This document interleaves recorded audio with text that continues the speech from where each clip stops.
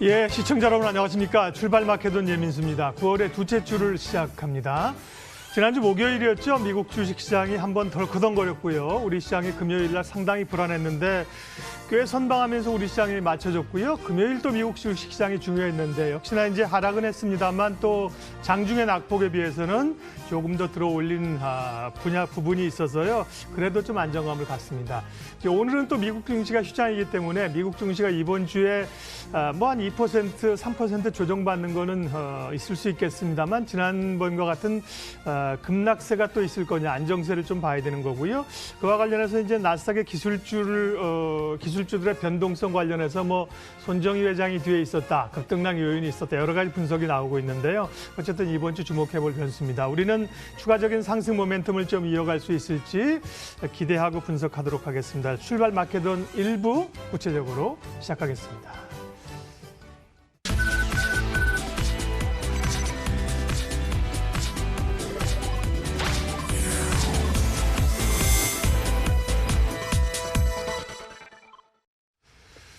예, 시장에 대한 궁금증 또 종목에 대한 궁금증. 월요일은 이분과 함께합니다. 장영혁의 마켓 시그널 한국투자증권 법인금융센터 장영혁 팀장님 함께하겠습니다. 팀장님 어서 오십시오. 네, 안녕하세요.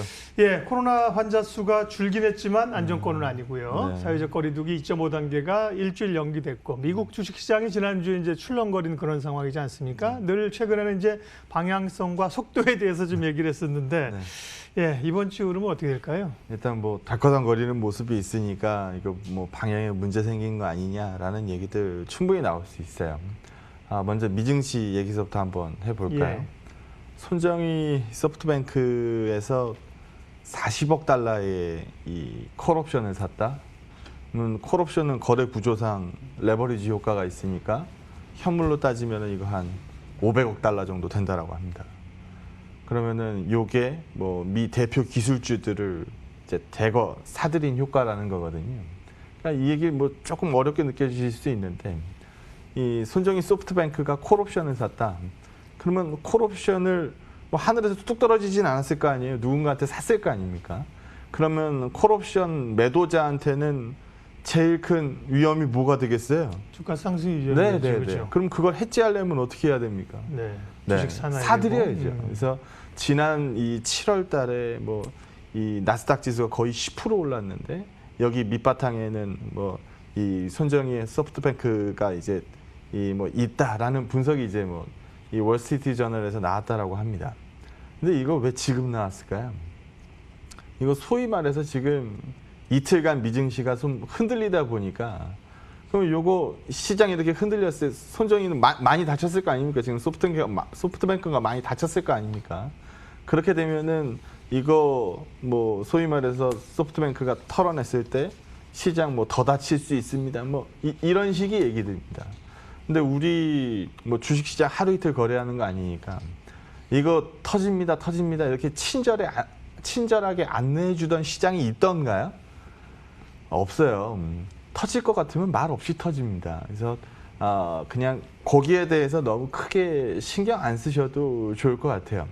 주가 조정이 좀 불편하다고 말씀하시는 분들이 있는데 마찬가지로 미증시의 대표 기술주들 한번 조정 이전에를 한번 기억해 본다라고 하면 뭐 45도 기울기 이상으로 서 있으니까 이렇게 소위 날아가는 종목들을 보는 것도 불편해요. 어차피 못 사는 거 아닙니까? 그래서 소위 지금 이렇게 시장이 돈이 좀 풀려 있을 때 뭐 눌림이라는 거는 뭐 과하게 오르는 것도 불편한 거고 격한 조정도 불편한 거는 매한가지지만 저렇게 쉬지 않고 가는 것도 소위 문제가 됩니다. 나스닥이 12,000 찍고 쉬었거든요. 그대로 갔으면 13,000, 14,000 못 가요. 근데 지금 12,000에서 한번 쉬어가는 자리를 만들어준 거 오히려 이게 주가의 뭐 추가 상승을 위해서는 뭐 필요 조건쯤 되지 않았을까라는 판단이 좀 듭니다. 국내 증시를 이제 얘기를 한번 해보죠. 지난 목요일 날 밤에 소위 말해서 미증시가 뭐 소위 박살이 났으니까 우리가 뭐 금요일 날 아침에 얼마 마이너스로 시작했어요? 63p인가 뭐 마이너스로 시작을 했어요. 뭐 끝날 때까지 낙폭을 다행히 줄였죠. 그럼 우리 한번 생각해 보자고요. 간밤 사이에 미증시에서 소위 말해서 나스닥이 5% 빠지니까 뭐 우리 증시가 쉬었다. 미증시 전날 왜 빠졌는데요? 미증시 전날 왜 빠졌다고 분석 나오던가요? 차익 실현 매물이라는 얘기밖에 안 나왔어요. 그러면은 뒤집어서 얘기하면은 간밤 미증시 못 봤다고 생각하면은 국내 증시 빠질 이유도 없어야 되는 거 아닙니까? 뭐 당연히 미증시하고 똑같이 빠질 이유가 없죠. 우리가 그만큼 오르지도 않았고 그만큼 가치를 평가받고 있지도 않습니다. 그러면은 뭐 당연히 뭐 미증시보다는 덜 빠져야 되는 거고, 미증시가 소위 말해서 너무 과하게 올라서 쉰다라고 하면 우리 국내 증시 입장에서는 그거 뭐 그렇게 큰 대수롭게 여길 만한 뭐 이슈 아니라고 판단됩니다. 소위 말해서 방향론적으로 문제 생긴 거 아닙니까? 라는 얘기를 할 수 있는 시점인데 아직 그 그림, 아직 그런 시그널들 크지 않다라고 판단합니다. 그렇게 보는 이유들 뭐 얘기 한번 해보죠. 자료 보시면은요. 제가 이번에 소위 말해서 카카오 게임즈 청약을 하면서 소위 큰 돈을 받으면서 그분들한테 이렇게 얘기했어요. 나와봐야 한 700대 1 되지 않을까요? 경쟁률 한 700대 1 정도 되지 않을까요? 라고 얘기를 했어요. 뭐 보기 좋게 틀렸죠. 뭐 경쟁률이 1500대 1이 넘어가 버렸으니까요. 제가 왜 700대 1 정도 불렀냐 하면 저는 SK 바이오팜 때쯤 돈이 모일 줄 알았어요. 네. 소위 그 정도 돈 모이면은 경쟁률 뭐 7, 800대 1 정도 나오거든요. 그래서 저는 이게 다인 줄 알았어요. 그런데 소위 뚜껑을 열고 보니까 와, 대한민국에 돈이 그렇게 많더라고요. 59조 원입니다. 59조 원. 59조 원이 이번에 청약에 들어갔어요. 뭐 저렇게 많은 돈 중에 왜 내 돈은 없지라고 생각하시는 분들 계실 수 있겠습니다만, 이거 소위 말해서 깜짝 놀랄 만한 사건입니다. 그런데 우리 한번 소위 웃긴 말로 한번 이 얘기 한번 해볼까요? 미증시가 언제 크게 쉬었어요? 목요일 날 밤에 크게 쉬었죠. 그리고 나서 금요일 날 아침에 우리가 소위 60몇 피 빠지면서 출발을 했어요. 다행히 그날이 환불일이었어요. 네, 카카오 게임즈 못 받은 분들 돈이 만약에 그 전날이었다, 막 수요일 날 박살나고 목요일 날 아침에 그 박살이 났다라고 하면은 이렇게 못 메꿔 쓸 수도 있어요. 뭐 그렇게 생각합니다. 소위 말해서 환불금이 금요일 날 문 열리기 전서부터 이제 쫙 풀려되니까 소위 이제 빠져 있는 시장에다가 갖다 태울 수 있는 돈들이 많았다는 얘기거든요. 물론 고객 예탁금 준 걸로 봐서는 이제 뭐 다시 시장에서 빠져나간 돈들이 큰 폭으로 있는 걸 알고 있습니다만, 주식시장에서 내 예탁금, 내 예수금에서 청약하려고 싹 다 빠져나갔던 자금이, 그러니까 예수금이 비어있는 상황에서 주가 급락이 나왔으면 못 막았을 거 아닙니까? 다행스럽게도 금요일 날 환불일에 이제 미증시 하락분을 반영하니까 그건 참 다행스러운 뭐 일이었던 거죠. 소위 말해서 이 청약 광풍이다 막 이런 얘기 했는데, 솔직히 우리 청약 광풍은 어디서 얘기 많이 듣던 거예요? 부동산. 네, 아파트에서나 들을 수 있던 표현을 네. 주식시장에서 듣기 시작했어요. 저 이거 굉장히 중요한 이 변화라고 생각합니다. 옛날에는 소위 무슨 말이 많았어요? 주식하면 패가망신, 주식하지 마라. 주식하면 안 된다. 너네 집 가훈이 뭐야? 주식하지 말자. 뭐 소위 웃긴 말로 이런 말들이 많았잖아요. 그러다 보니까 돈이 어디로 밖에 못 가요? 부동산으로 밖에 못 가요. 근데 지금은요, 그렇지 않아요. 주식시장으로도 소위 뭐 젊은 층에서 영끌이라고 표현하더라고요. 영혼까지 끌어모아서 돈을 집어넣었다. 근데 이번에 청약 받아보니까 야, 이거 뭐 치킨값도 안 나왔네. 소위 이런 얘기도 굉장히 많거든요.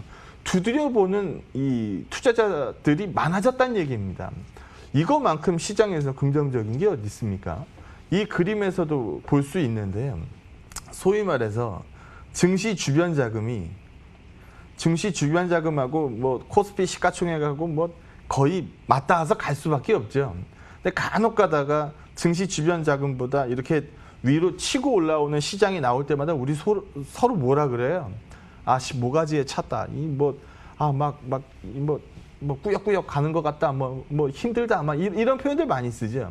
근데 그런 그림들을 안 만들려고 하면 무슨 그림이 나와야 돼요? 증시에 대기 자금이 많아야 돼요. 지금 보시게 되면 코로나 이후에 제대로 그런 그림들이 나오고 있는데, 증시 주변 자금이 시장 상승 속도보다 더 빠른 속도로 늘어납니다. 그러니까 패러다임이 바뀐다는 얘기거든요. 그래서 이번에 카카오 청약을 보면서 아니 난 치킨값도 못 벌었어. 이게 중요한 게 아니고 한번 증시가 진짜 우리도 3, 4천 갈 수 있는 그림을 만들어가고 있는 뭐 과정이구나. 이렇게 판단하는 게 좋을 것 같아요. 소위 말해서 미증시가 5% 부러지고 사실 금요일 날에도 장중엔 5% 빠져 5.08%인가까지 빠졌어요.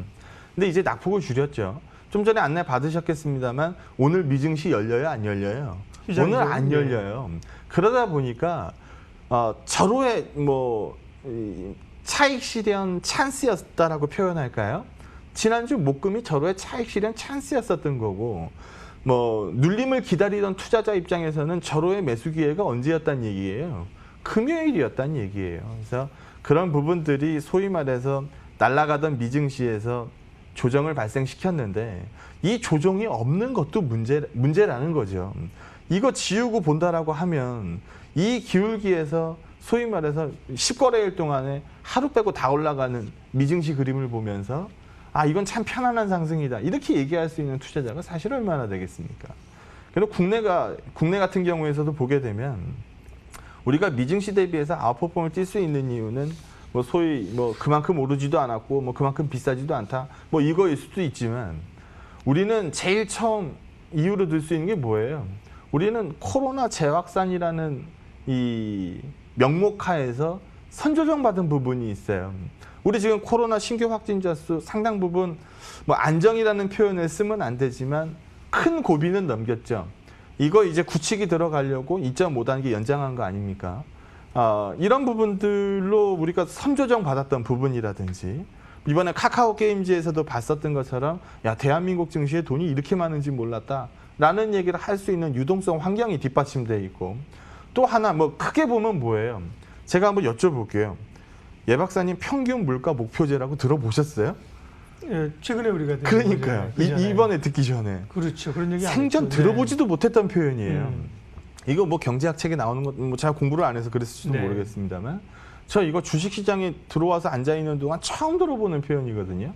평균 물가 목표제, 평균 물가 목표 AIT인가 이렇게 부르더라고요. 이거를 미 연준 의장이 잭슨 홀에 들고 나왔어요. 생전 처음 들어보는 표현을 잭슨 홀에 들고 나와서 어렵게 설명을 해요. 쉽게 표현하면 뭐예요? 주가 안 밀린다는 얘기예요. 주가 빠지면 안 된다는 얘기거든요. 잭슨 홀에 나와서 늘상 하는 얘기가 그거였잖아요. 큰 화두를 제시를 해줬잖아요. 그럼 이번에 잭슨 홀의 큰 화두는 주가 시장으로 밀리면 안 된다는 시그널을 굉장히 돌려서 얘기했다라는 거죠. 그래서 이런 그림이 하루아침에 변하지 않는다라고 하면 소위 이번에 주가 좀 움직였다라 그래서 이거 방향론 깨진 거 아닙니까? 이 얘기할 때는 아니라는 겁니다. 그리고 다음 그림에서도 보는 것처럼 금리가 요즘 조금 움직이긴 했어요. 금리 올라가는 거를 경계하는 시각들이 굉장히 많죠. 근데 눈에 띌 만한 이 금리 상승이라고 표현하기에는 좀 무리가 있을 것 같고요.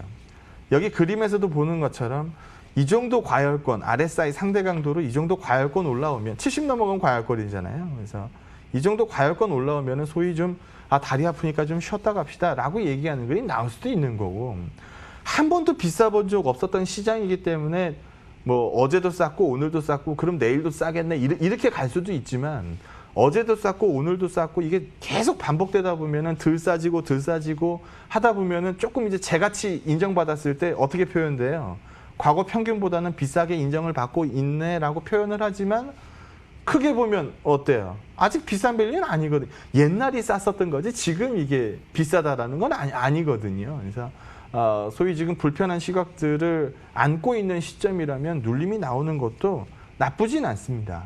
근데 불편하게 우리가 쳐다봐야 되는 그림들은 이건데 요즘 이제 소위 시장에서 좀 팔고 갑시다라고 하면은 제일 팔기 쉬운 게 뭐예요? 일반 투자자들 입장에서 제일 팔기 쉬운 게 뭡니까? 안 물린 주식.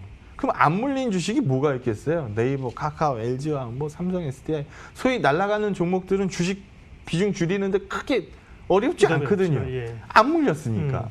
그래서 소위 그런 쪽으로 쏠려 있던 이 부분들이 이제 매물 출회를 이제 받으면서 좀 뭐 이제 마이너스가 좀 발생이 됩니다. 이런 그림들이 소위 말해서 크래쉬로 연결이 된다면 어느 날 갑자기 뭐 네이버, 카카오 뭐 2차 전지 싹 다 해가지고 마이너스 7%, 8%빵 맞은 다음에 다음 날 또 뭐 한 번 더 맞고 뭐 이런 식으로 간다라고 하면 이거 문제 생기죠. 근데 우리 기본 가정으로 뭘 깔았어요? 우리 제가 몇 주 동안 계속 무슨 얘기를 하던가요?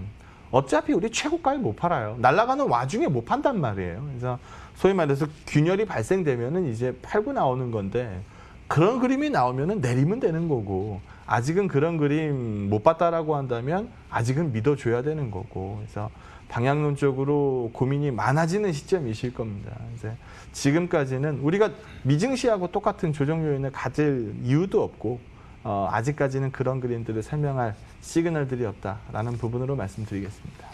예, 시장에 대한 장 팀장님의 뷰를 먼저 들었고요. 다음은 이제 어떤 종목 섹터를 투자할 거에 대한 투자 아이디어입니다.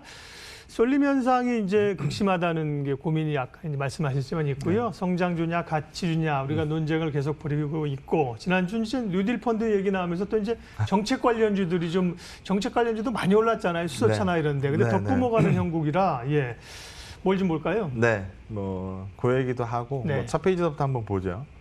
삼성전자가 우리 목요일 날 한번 기억해 보죠. 목요일 날 뭐가 제일 많이 올랐는지 혹시 반도체가- 어디가 제일 강해? 반도체가 제일 강해죠. 예. 목요일 날만 해도 시장에서 삼성, 네. 가장 강한 섹터가 반도체였어요. 네. 삼성전자, SK 하이닉스 네. 여기가 쭉쭉 뻗어나가는 시장이었거든요. 그럼 다 무슨 생각해요? 아, 그날 우리 2,400 다 왔으니까. 아, 2,500, 2,600 보겠다. 그 얘기하던 거에서 몇 시간 안 벗어났는데 주가가 그 모양이 난 거거든요. 달라진 거는 미증시 빠졌다는 이유 하나밖에 없어요. 근데 우리 여기 그래도 써져 있는데 삼성전자 얘기 한번 해보죠. 삼성전자는 반도체 대표 주자이기도 하지만 대한민국 이 코스피의 넘버원이고 대한민국 시장값이라고 볼 수 있는 종목입니다. 다른 종목 다 낮아 빠져도 삼성전자 하나만 쭉쭉 뻗어나가면 지수 안 밀린다는 얘기예요. 근데 삼성전자가 요즘 우리 방송에서도 파운드리 얘기 많이 했으니까 뭐 퀄컴 얘기도 나왔었고 IBM 얘기도 나왔었고 이번에는 엔비디아 얘기 나옵니다. 엔비디아 하면 옛날에 뭐 지포스 뭐 그래픽 카드 생각하시면 오산인 거고요. 지금 뭐 굉장한 이 업체가 됐죠. 거기 이제 GPU 이 칩 이 위탁 생산 얘기가 나왔어요. 그것도 뭐 일부가 아니고 전량입니다. 그러면 지금 TSMC하고 삼성전자하고 비교 안 되는 거는 알고 있어요. 알고 있는데 이 격차가 좁혀지는 그림에 대해서 시장이 쳐다본다는 겁니다. 금요일 날과 목요일 날의 가장 큰 차이, 뭐 미증시 빠졌다는 이유 하나밖에 없는데 그럼 이거 가지고 삼성전자를 얼마만큼 꺾어야 되는 거냐라는 부분에 대해서는 저는 크지 않다라고 보고 있는 거고요. 뭐 글씨가 작아서 잘 안 보이시겠습니다만 K 뉴딜을 이제 소위 말해서 관련주들이 얘기 많이 나오죠. 예. 우리 옛날에 삥 얘기했잖아요. 네. 예. 바이오, 뭐 배터리, 뭐 인터넷, 게임 여기서 10개 뽑습니다. 뭐 업종별로. 그러면은 뭐 K 2차 전지 K 뉴딜에서 10개, 뭐 바이오 K 뉴딜에서 10개, 뭐 인터넷 K 뉴딜에서 10개. 뭐 게임 뉴딜에 뭐 K 뉴딜에서 10개 뭐 이런 식으로 뽑아요. 그 여기서 위에 3개 딱 잘라 가지고 K 뉴딜 지수라 그래서 배터리에 뭐 3개, 바이오에 3개, 인터넷에 3개, 뭐 게임에 3개 이렇게 또 5개 지수를 만들어냅니다. 그러다 보니까 금요일 날 그 아사리 판때기에서도 요 밑단에 들어가 있는 애들이 움직이더라고요. 그러니까 이 종목 들어갔구나. 뭐 더존 비주얼 보면서 뭐 와 박수 치는 그림도 나오고 뭐 서진 시스템 보면서 뭐 얘기 나오는 그림도 보이고 뭐 소위 말해서 그림들 많이 나오더라는 거예요. 그래서 뭐 이거 지수보다는 종목들 쳐다보면서 얘기하는 게 맞을 것 같아요. 시간이 좀 더 뭐 많으면 또 말씀 다시 드리겠습니다만. 그리고 또 하나 얘기해 보죠. 이제 종목 투자 아이디어를 내야 되니까. 네. 현대차가 우리 몇 주 된 것 같은데 현대차가 저 제조업 같냐? 제조업이 오르는 기울기로 보이냐? 저게. 성장주. 네, 이건 네. 성장주의 그렇죠. 스토리를 끼고 가니까 이렇게 나오는 거 아니냐? 우리 그 얘기했었던 게 불과 몇 주 전입니다. 그럼 우리 지금 얘기를 한번 추가로 해보죠. 옛날에 현대차 시총이 컸어요? 현대모비스 시총이 컸어요?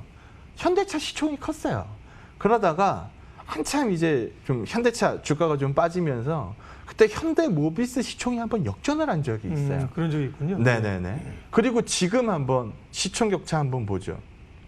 현대차가 소위 날아가서 36.8조, 모비스가 지금 21.8조밖에 안 나옵니다. 둘의 시총 격차가 너무 많이 벌어져 있다는 얘기예요. 기울기를 봐도 모비스 기울기는 봐줄만 하고 현대차 기울기는 소위 좀 부담스럽다라고 얘기하는 그림도 굉장히 많거든요. 그래서 현대차 나쁘다는 얘기가 아닙니다.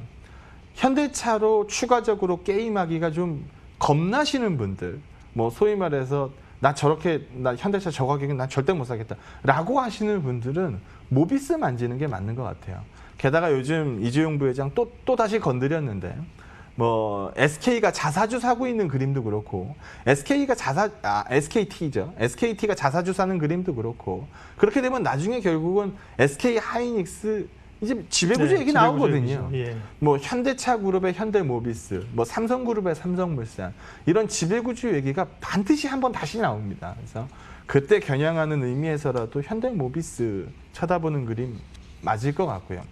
소위 말해서 뭐 날아가는 종목 많을 때는 쳐다도 안 보던 종목이에요. 임플란트인데, 임플란트가 글로벌로 봤을 때는 뭐 스트라우만이니 뭐니 뭐 많죠. 거기에서 오스탐이 뭐 차지하는 비중 7.5밖에 안 되니까 뭐 이거 뭐 어디다 쓰겠어요? 뭐 이런 얘기들 많이 합니다. 그런데요, 우리 국내에서는요, 오스템이 절반 먹고 있어요. 원탑입니다. 원탑. 그리고 뭐 덴티움이 그 다음으로 뭐 16%. 이 숫자 한번 기억해 보시겠어요? 50대 16. 그리고 이거를 중국으로 돌리잖아요. 중국으로 돌리면 오스템이 33% 먹고 있고 스트라우만보다 더 이 포션이 많아요. 그리고 스트라우만보다 덴티움 포션이 더 많습니다. 이건 중국 포션이거든요. 그러면 중국에서 딱 포커스 맞춰져 있는 게 어딘지 눈에 보이거든요. 어디란 얘기예요? 덴티움입니다. 근데 덴티움이 이번 실적 발표에서 중국 데이터, 오스템 임플란트 실적하고 덴티움 실적하고 차이 난 건 딱 하나밖에 없어요. 중국 데이터거든요. 그래서 뭐 이거 반영하면서 소위 주가가 좀 밀렸는데, 요즘에 소위 쳐다보는 눈들이 다시 늘기 시작하더라. 거래가 좀 이제 느는 걸 보니까. 그래서 중국의 여기서도 볼 수 있는 것처럼 임플란트 시장 규모 예상치 보여주고 있는 건데, 개화 시장이잖아요. 이제 해볼 수 있는 시장이거든요. 우리가 예전에 중국자의 중국 스토리에 중자만 들어가도 소위 밸류를 매겨주던 시장이 있었는데, 지금 그 정도까지는 아니더라도 아무도 안 쳐다볼 때 이 정도 빠져있는 가격이면은 쳐다보는 눈들이 많아질 때라고 생각합니다. 소위 모여있는 쪽으로만 시장 매기가 쭉 몰려가는 시장이 아니라고 한다면, 소위 말해서 집중도가 좀 떨어지는 시장이라고 한다면 다른 투자 아이디어들을 많이 찾게 될 거고, 그런 부분들로도 시장이 조금씩 이제 쉬는 점들을 뭐 채워주게 될 거다. 뭐 그렇다라 그래서 우리가 얘기하던 네이버, 카카오, 뭐 LG화, 뭐 삼성 SDI 이 스토리가 계속 가겠지만, 여기에서 잡음이 생길 때마다 이어가는 이 이음새 종목들은 나오기 마련이고, 그럴 때마다 가치주들 얘기하게 될 거고, 이 덴티움, 뭐 이 오스템 임플란트 이런 종목들 밸류에이션 얼마 정도 받아야 될 것 같아요? 이거 한눈에 딱 들어도 많이 이거 이익률이 높으니까 네. 한눈에 한 번에 딱 들어도 밸류에이션 많이 받아야 될 것 같잖아요. 임플란트 업체들 뭐 한 30배 받지 않나요? 이거 지금 12배, 14배 받고 있어요. 주가가 너무 많이 받았으니까. 그래서 이런 부분들을 그냥 우리 한 30배 받아야 될 건, 옛날에 한 3, 40배 받았던 것 같은데, 지금 뚜껑 열어보면 12배, 14배밖에 안 되거든요. 그래서 이런 쪽으로 뭐 투자 아이디어들을 쉼표를 만들어가는 것들, 이런 것들 필요한 시점이라고 봅니다. 부러지는 시장이 아니라고 본다면 투자 아이디어들은 계속 끌고 갈 필요가 있다라고 판단합니다. 뭐 기회 있을 때마다 말씀하셨지만 투자는 창의력이 필요하다, 창발력이 필요하다, 스토리가 필요하다는 말씀이에요. 그래서 투자 아이디어를 찾는 게 생각의 결과인데요. 장효혁의 마켓 시그널, 한국투자증권 법인금융센터 장효혁 팀장님과 시장에 대한 방향성 그리고 투자 아이디어 찾아봤습니다. 고맙습니다. 네, 고맙습니다.